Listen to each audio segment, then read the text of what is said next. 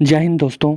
आज देखने वाले हैं इंटर परीक्षा 2023 केमिस्ट्री का 35 VVI ऑब्जेक्टिव क्वेश्चन। बोर्ड परीक्षा 2023 ये फाइनल परीक्षा 2023 के लिए है 35, ठीक ना। 70 ऑब्जेक्टिव रहेगा जिसमें से आपको मात्र 35 ही ऑब्जेक्टिव बनाना होता है। तो 35 इम्पॉर्टेंट जो था सब चैप्टर से मिक्स करके इसमें दिया हूँ। सब इम्पॉर्टेंट है, सब TTI, ठीक ना। आप लोग नोट करते जाओ, ठीक ना। तो चलिए स्टार्ट करते हैं क्वेश्चन नंबर 1 से। तो चलिए क्वेश्चन नंबर 1 आ गया है, आप लोग यहाँ पर देखते जाइए। 1 नंबर कह रहा है ऊष्मा और विद्युत का अच्छा चालक है। ऊष्मा और विद्युत का सबसे अच्छा चालक कौन है? Option number A anthracite coke, option number B हीरा, option number C graphite, option number D charcoal. तो बताइए ऊष्मा और विद्युत का सबसे अच्छा चालक कौन होता है? तो वो हो जाता है, हाँ अगर आपको याद है तो कमेंट करें, ठीक ना। तो इसका आंसर हो जाएगा ऑप्शन नंबर सी ग्रेफाइट। ऊष्मा और विद्युत का सबसे अच्छा चालक क्या होता है? ग्रेफाइट, ठीक है। चलिए अब देखते हैं क्वेश्चन नंबर 2। 2 नंबर क्वेश्चन देख लीजिए, कह रहा है पारासीटामोल का उपयोग किया जाता है। पारासीटामोल का उपयोग किस में किया जाता है, किस रूप में किया जाता है?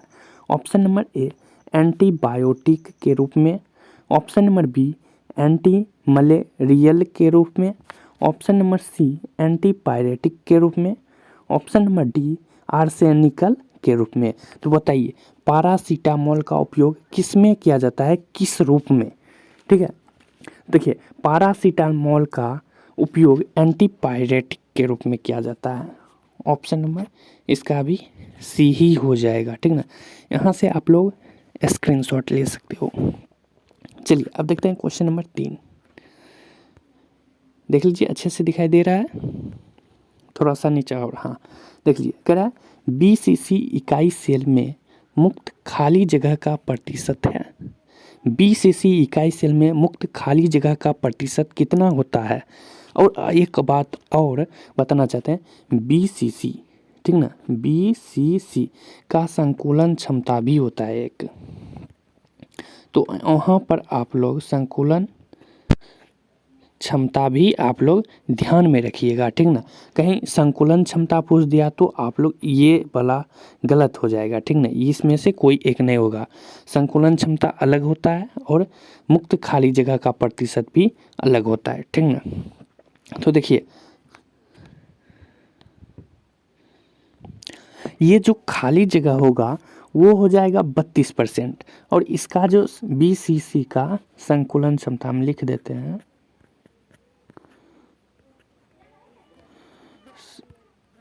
संकुलन क्षमता, इसका संकुलन क्षमता होता है 68%, ठीक है। 68% हो जाता है। BCC का संकुलन क्षमता होता है 68%, और मुक्त खाली जगह देख लो 68 में कितना बच जाता है फुल होने में, तो 32%। तो ये क्या हो गया, मुक्त खाली जगह 32% और BCC का संकुलन क्षमता 68%, ठीक ना। तो आप लोग ये क्वेश्चन ध्यान में रखिएगा। चलिए अब देखते हैं क्वेश्चन नंबर 4। 4 नंबर कह रहा है विलयन जिसमें परासरण दाब समान ताप पर समान होते हैं कहलाते हैं।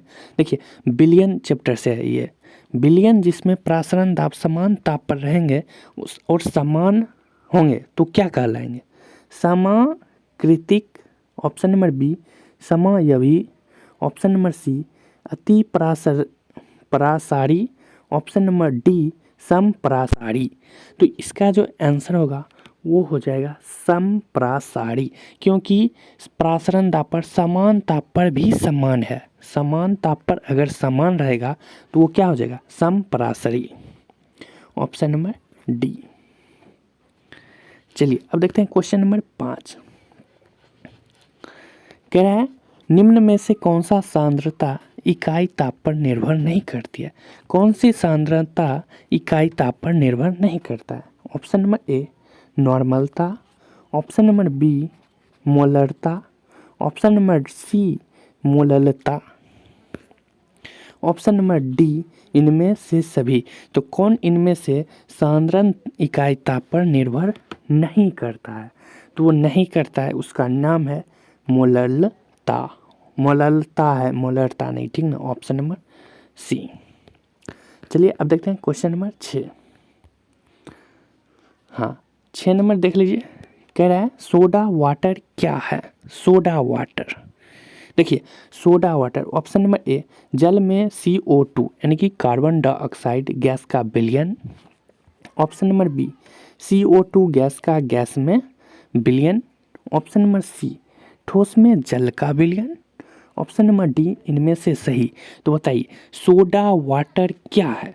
तो सोडा जो वाटर होता है, सोडा, ठीक ना, तो उसमें होता है जल में कार्बन डाइऑक्साइड गैस का विलयन।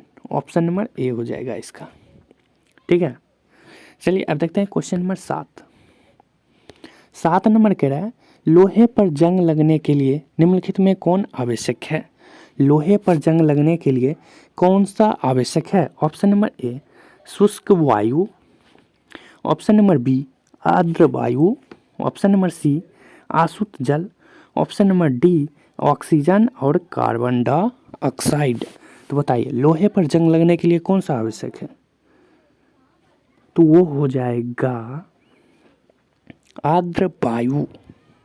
ऑप्शन नंबर बी, आर्द्र वायु, ठीक है। लोहे पर जंग लगने के लिए आर्द्र वायु को होना आवश्यक है। चलिए अब 8 नंबर देख लेते हैं जल्दी जल्दी से। कह रहा है धात्विक बंधन इनमें से किसमें पाया जाता है? धात्विक बंधन किसमें पाया जाता है बताइए। तो धात्विक बंधन देख लीजिए, ऑप्शन नंबर ए, धातु में। ऑप्शन नंबर बी, अधातु में। ऑप्शन नंबर सी, साधारण नमक में। ऑप्शन नंबर डी, जल में। तो धात्विक बंधन किस में से पाया जाता है? इनमें से किस में धात्विक बंधन पाया जाता है? तो वो पाया जाता है धातु में, क्योंकि धात्विक है तो यहाँ पर धातु में ही धात्विक बंधन पाया जाता है, ठीक ना। ऑप्शन नंबर ए हो जाएगा। चलिए 9 नंबर कह रहा है पी ऑर्बिटल का आकार होता है। पी ऑर्बिटल का आकार क्या होता है? Option number A, dumbbell. Option number B, double dumbbell. Option number C, गोलिया। ऑप्शन नंबर डी, इनमें से सभी। तो बताइए पी ऑर्बिटल का आकार क्या होता है? तो पी ऑर्बिटल का आकार जो होता है वो डंबल होता है। ऑप्शन नंबर ए हो जाएगा। और यहाँ पर पी है और यहीं पर अगर डी ऑर्बिटल का आकार पूछा जाता तो वो डबल डंबल हो जाता, ठीक है, इतना ध्यान रखना। चलिए अब देखते हैं क्वेश्चन नंबर 10। कह रहा है उजला और पीला फास्फोरस है। उजला और पीला फास्फोरस क्या है? ऑप्शन नंबर ए, अपरूप।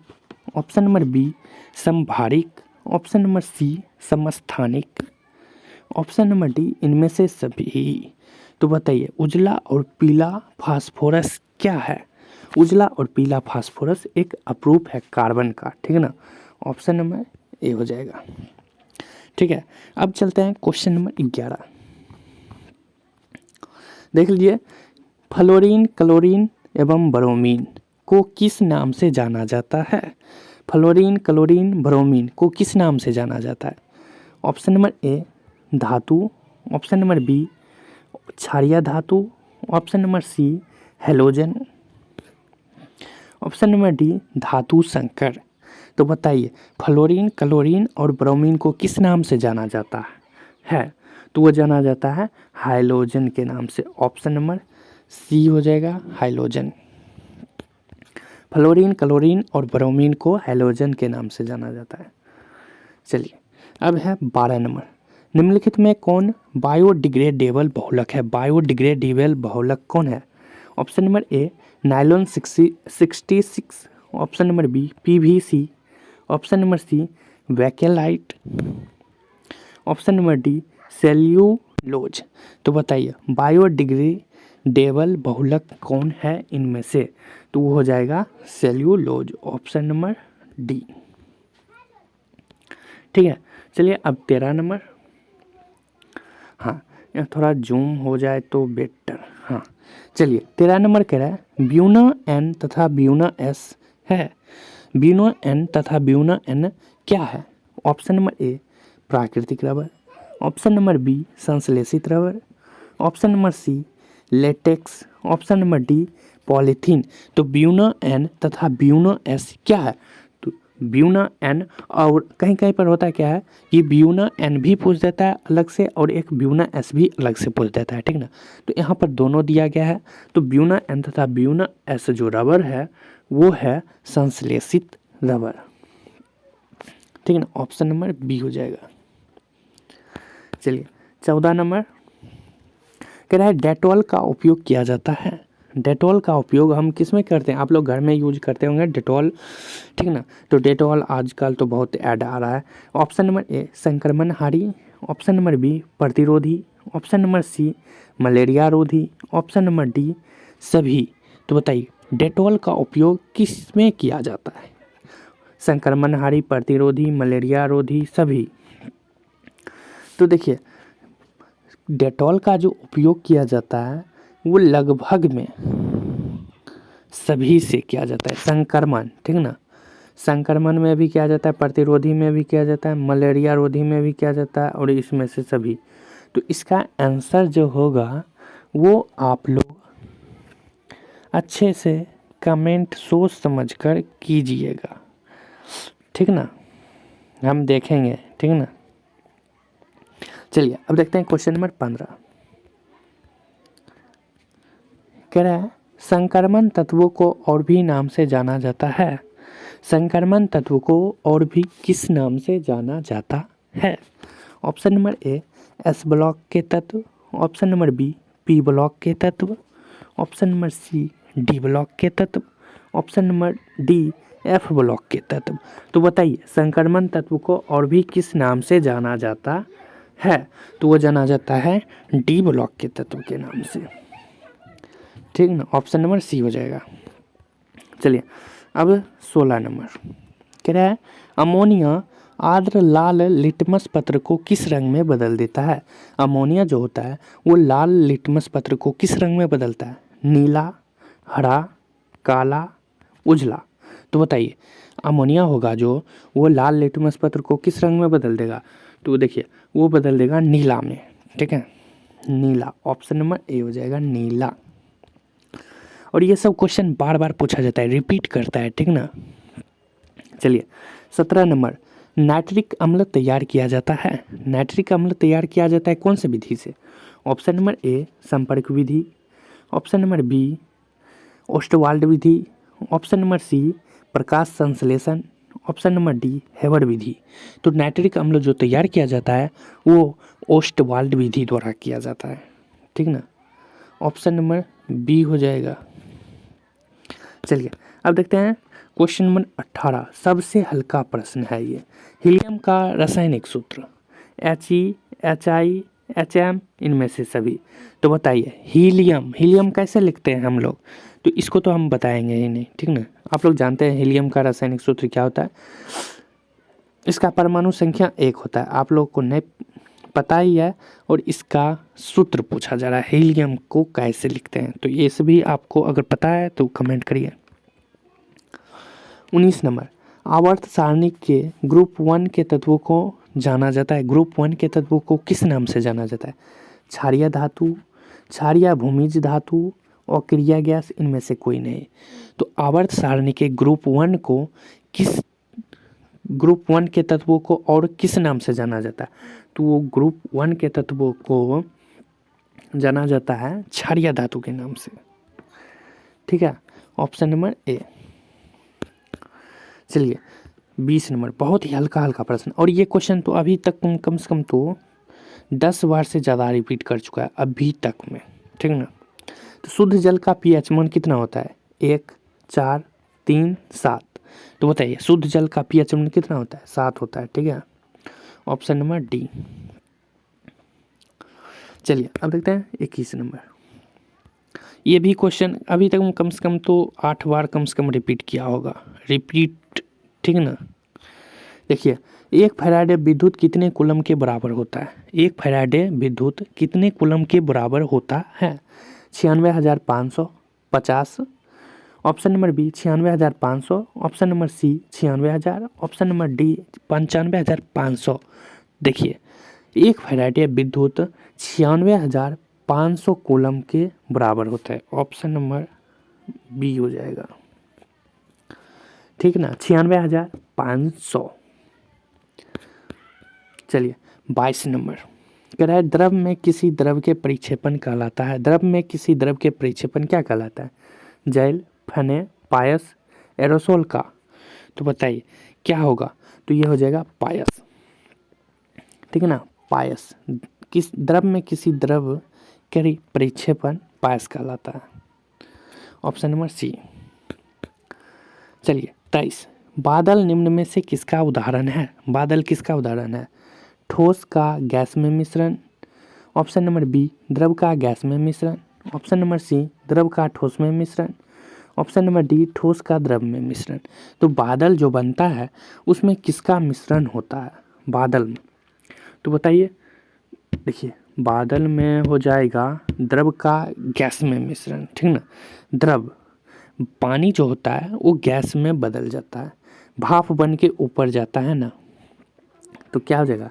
द्रव का ठोस में मिश्रण, ठीक ना, नहीं, ओ हाँ, द्रव का गैस में मिश्रण। हम चेक लगाते थे कोई और ऑप्शन में, ठीक है ना। ऑप्शन नंबर बी हो जाएगा द्रव का गैस में मिश्रण। चलिए 24 नंबर, हीलियम का मुख्य स्रोत है। ये भी कम से कम तो 5 बार प्लस ही पूछा जा चुका है अभी तक। हीलियम का मुख्य स्रोत क्या है? हवा, रेडियम, मोनाजाइट, जल। तो हम हीलियम का जो मुख्य स्रोत है वो है मोनाजाइट। ऑप्शन नंबर सी हो जाएगा मोनाजाइट, ठीक है। तो आज भर के लिए बस इतना ही, मिलते हैं नेक्स्ट